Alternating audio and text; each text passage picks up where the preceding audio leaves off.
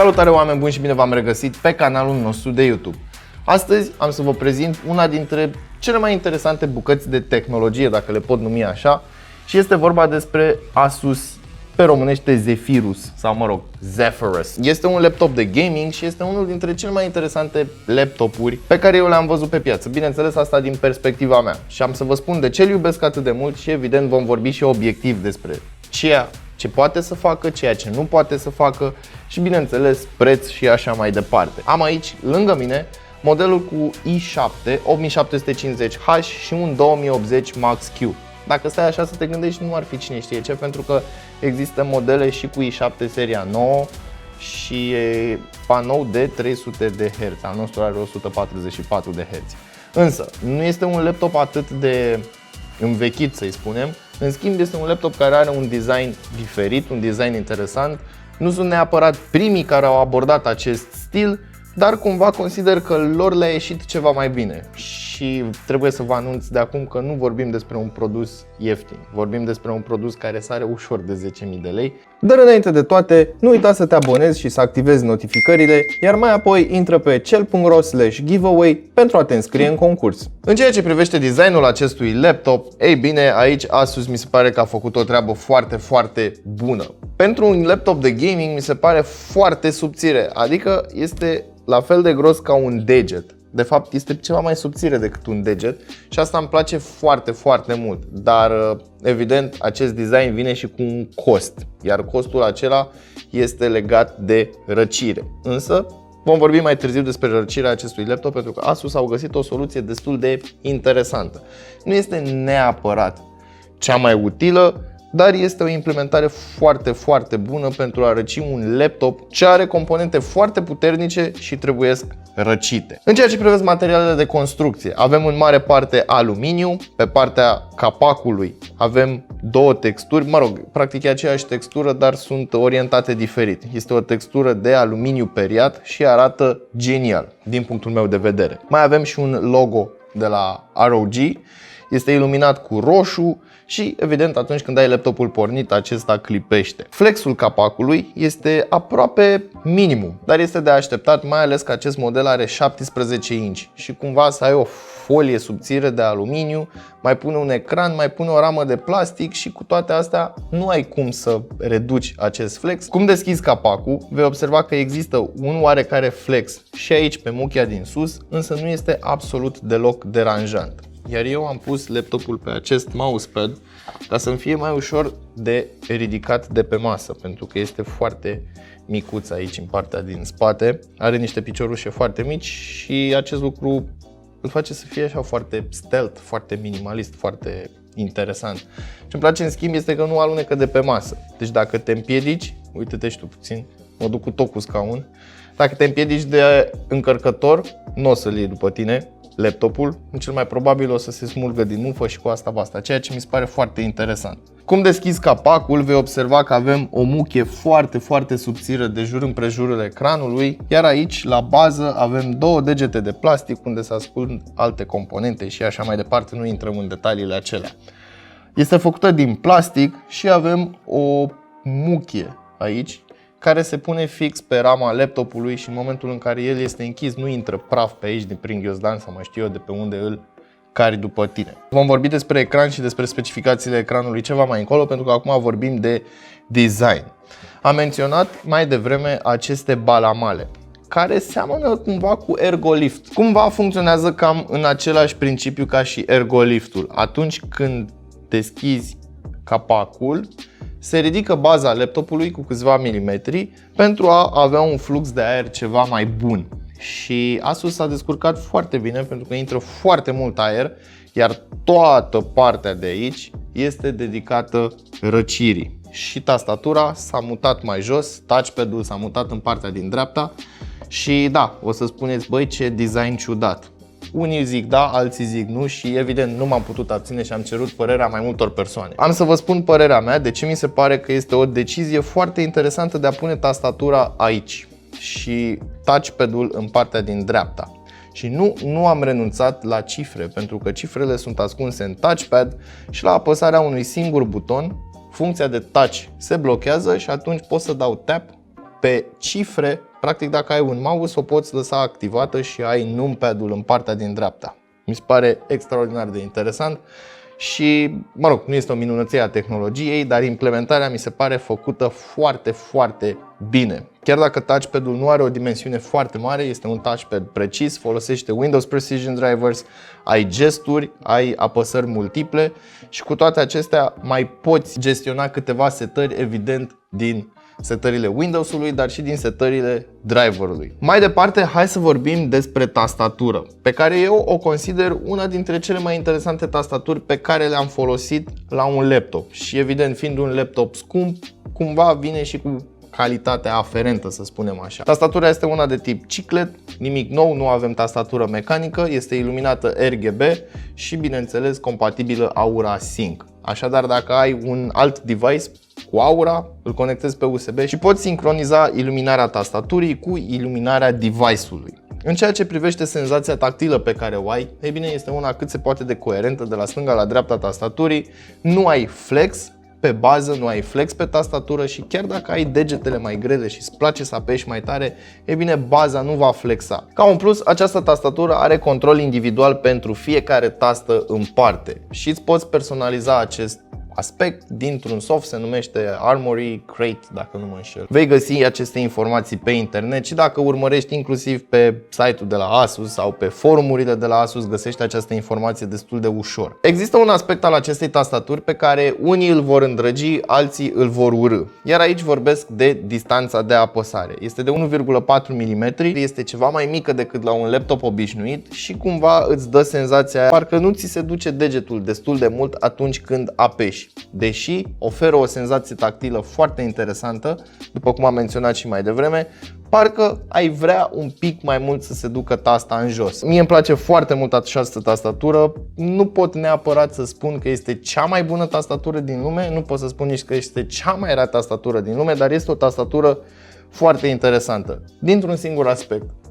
Pur și simplu ai exact aceeași senzație pe toate tastele și nu foarte multe laptopuri, nici măcar nu foarte multe tastaturi nu ating acest lucru. Mai avem un buton special care mi activează și îmi dezactivează aceste taste de pe touchpad, sau mai bine spus îmi activează și dezactivează numpad-ul și în final trebuie să spun o chestie, butonul de print screen este mutat între Alt și Control.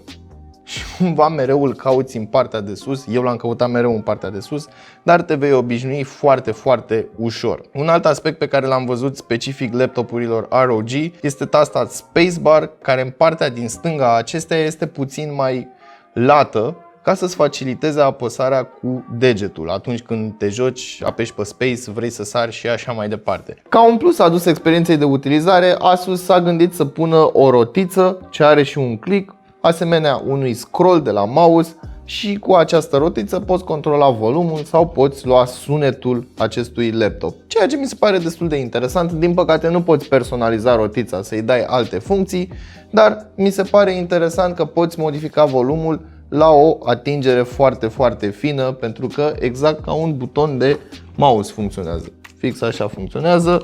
Iar rotița este cât se poate de tactilă și îmi place foarte mult. Am mai văzut diverse implementări pe margine sau aici în partea de jos a laptopurilor.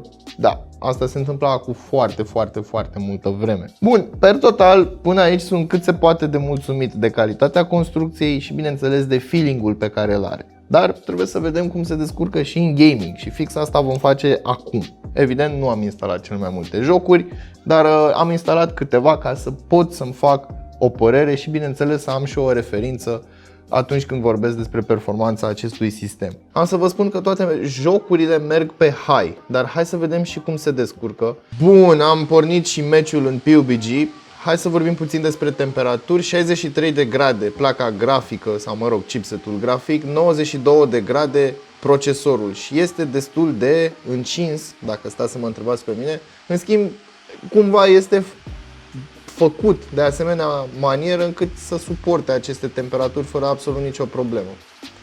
Avem undeva la 190 de cadre pe secundă, ceea ce mi se pare wow. Totuși trebuie să ținem cont că este un laptop care nu are componente de desktop, dar sunt foarte bine optimizate și foarte bine răcite, iar aici trebuie să le dau credit celor de la Asus pentru ceea ce au atins.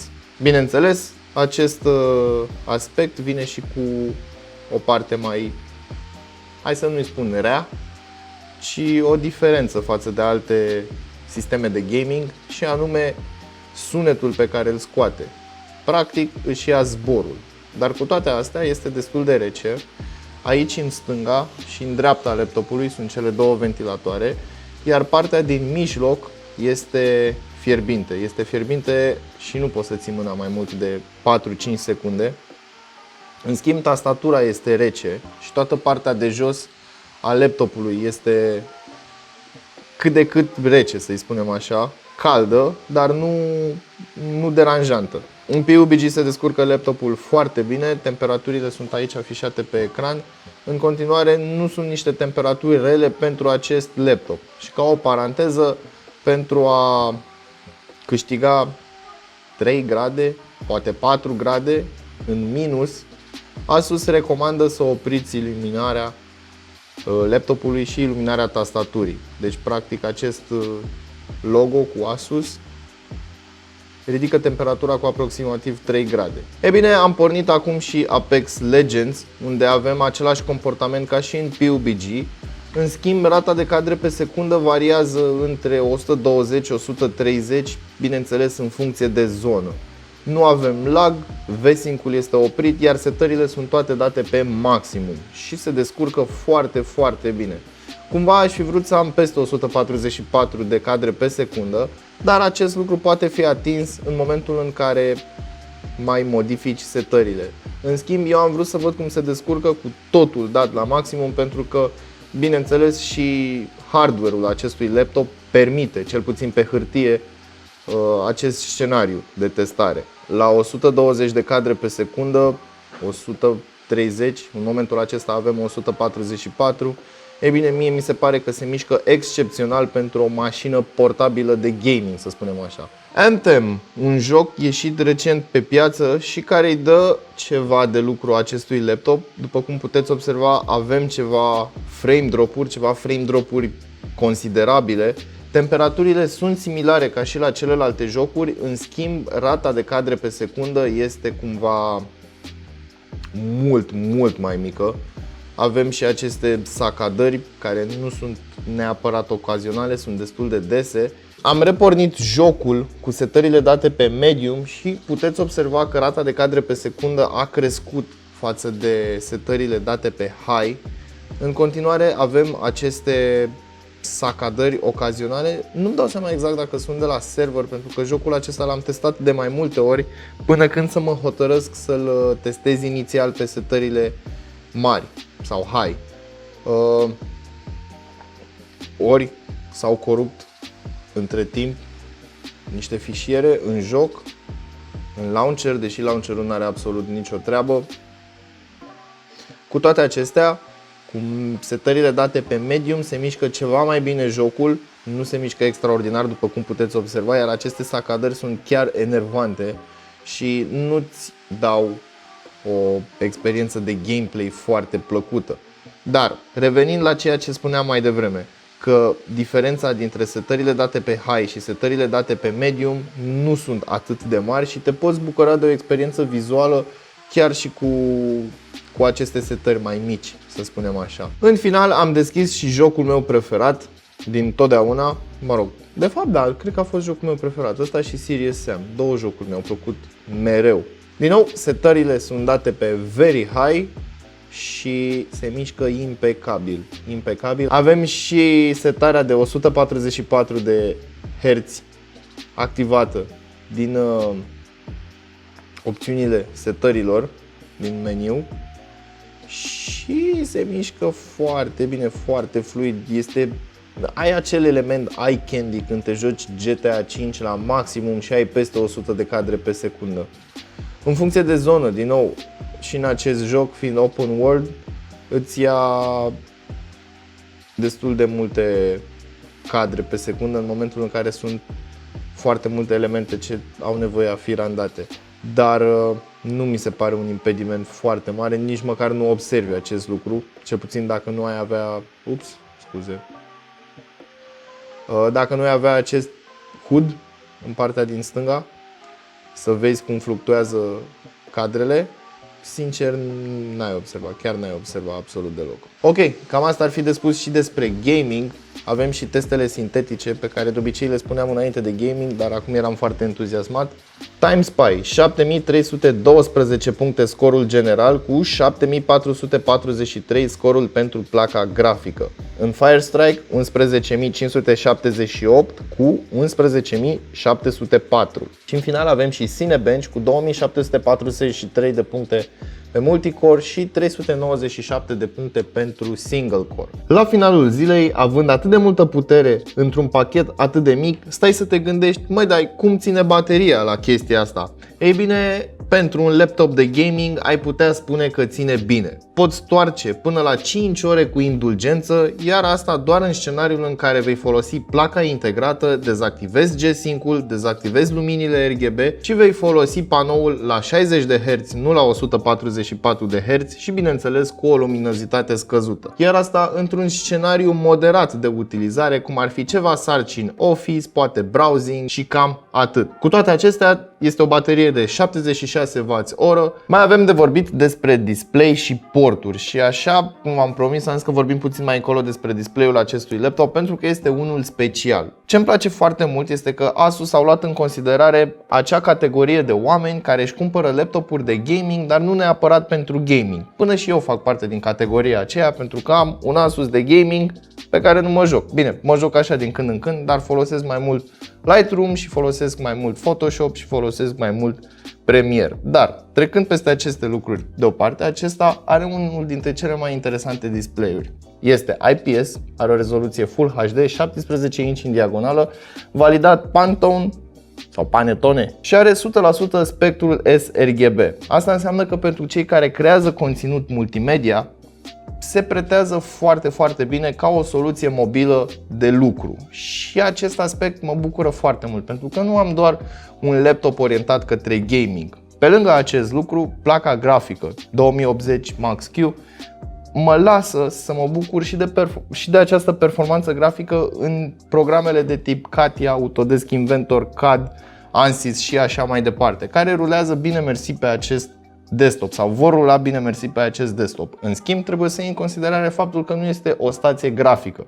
Deci, dacă soluția ta are nevoie, să zic, de Nvidia Quadro, evident nu o să lucreze foarte bine pe o placă grafică consumer level. Acum, la capitolul porturi, ei bine, Asus nu știu ce a făcut. Mi-a dat așa două USB-uri tip A, două USB-uri tip C, dintre care unul dintre ele este cu DisplayPort și bineînțeles un HDMI. Cam atât avem pe partea de display. Mi-aș fi dorit să avem și DisplayPort sau mini DisplayPort. Asus Zephyrus nu este un laptop pentru toată lumea, bineînțeles datorită prețului la care se află pe piață. În schimb, dacă ești una dintre persoanele care chiar au ce să facă cu acest laptop și își pot scoate investiția, ei bine, mie mi se pare una dintre cele mai bune alegeri pe care poți să le iei atunci când ai nevoie de o stație mobilă de lucru sau o mașină mobilă, să-i spunem așa, un sistem mobil. De la design, la materiale de construcții, la experiența de utilizare și bineînțeles la performanța pe care o oferă acest laptop,